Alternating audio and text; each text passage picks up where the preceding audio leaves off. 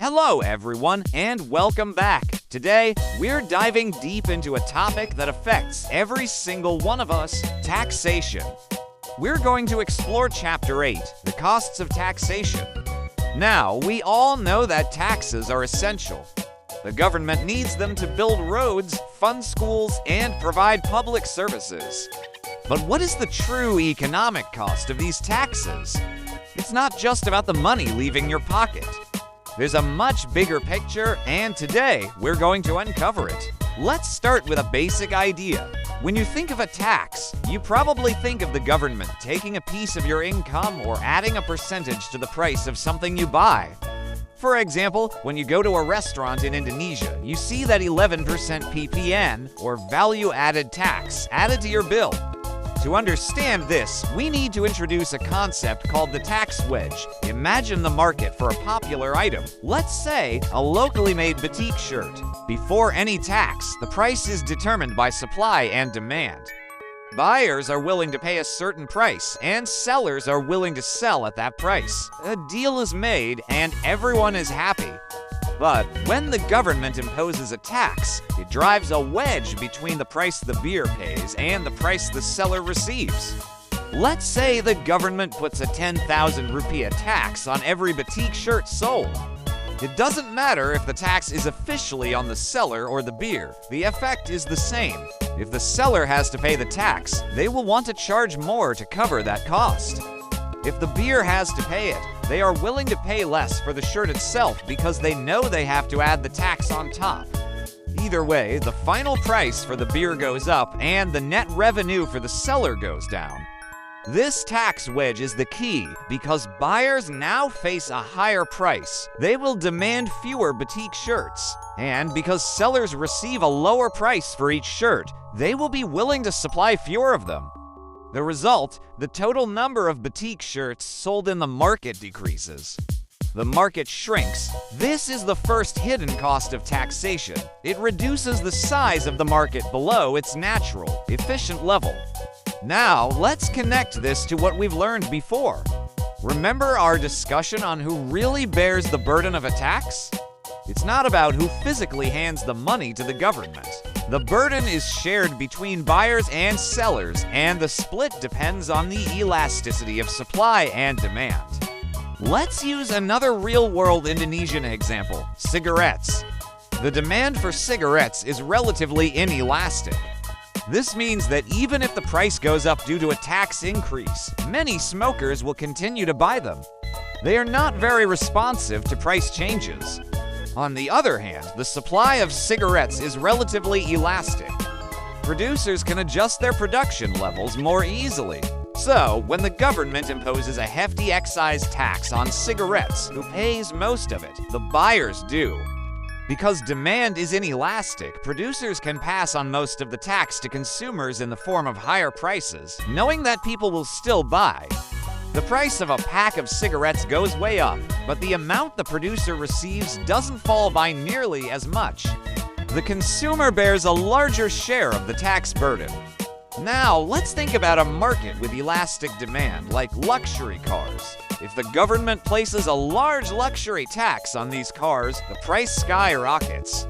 But unlike cigarettes, very few people need a luxury car. Buyers are very sensitive to the price. If it gets too high, they'll just buy a standard car or delay their purchase. Demand is elastic. In this case, sellers cannot simply pass the tax on to buyers. If they try, they'll lose all their customers.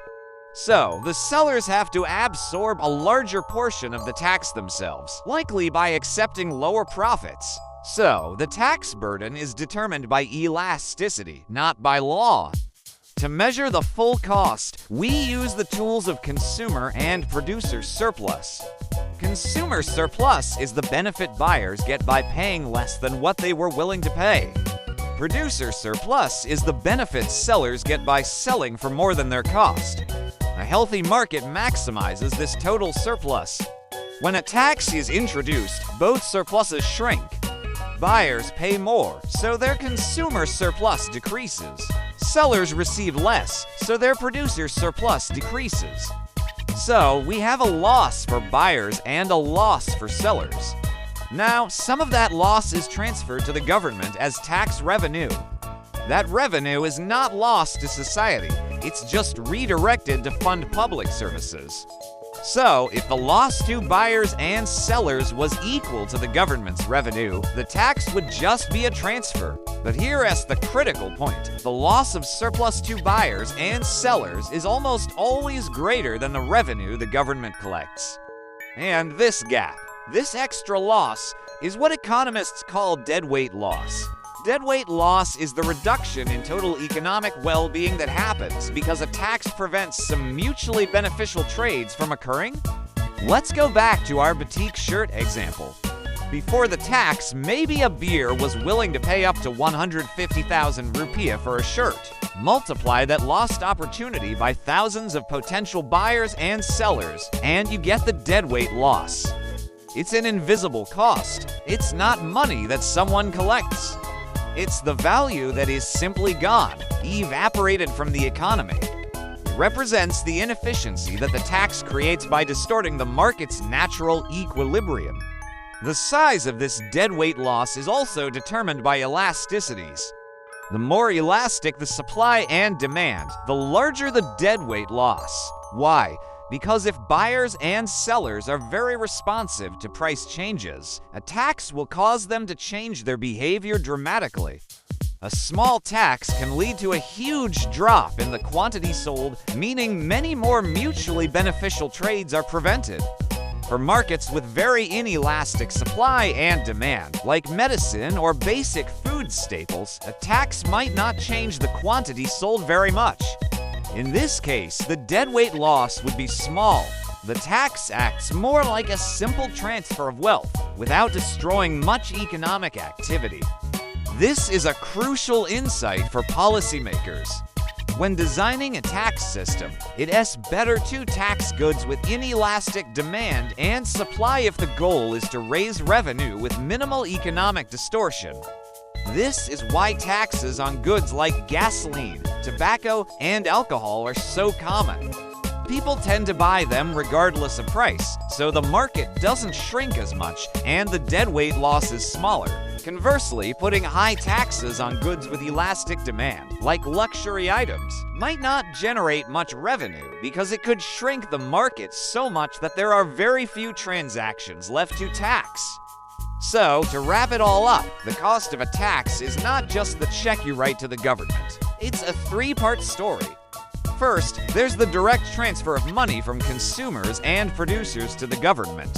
Second, there's the change in market behavior, where prices change and the quantity of goods sold falls. And third, there's the deadweight loss, the value of the trades that never happen because of the tax. Understanding this full cost is essential for evaluating the true impact of any tax policy on our economy and our collective well-being. Thank you so much for joining me today. I hope this gives you a clearer picture of how economists view the costs of taxation. If you found this helpful, please give this video a thumbs up, subscribe for more content, and hit that notification bell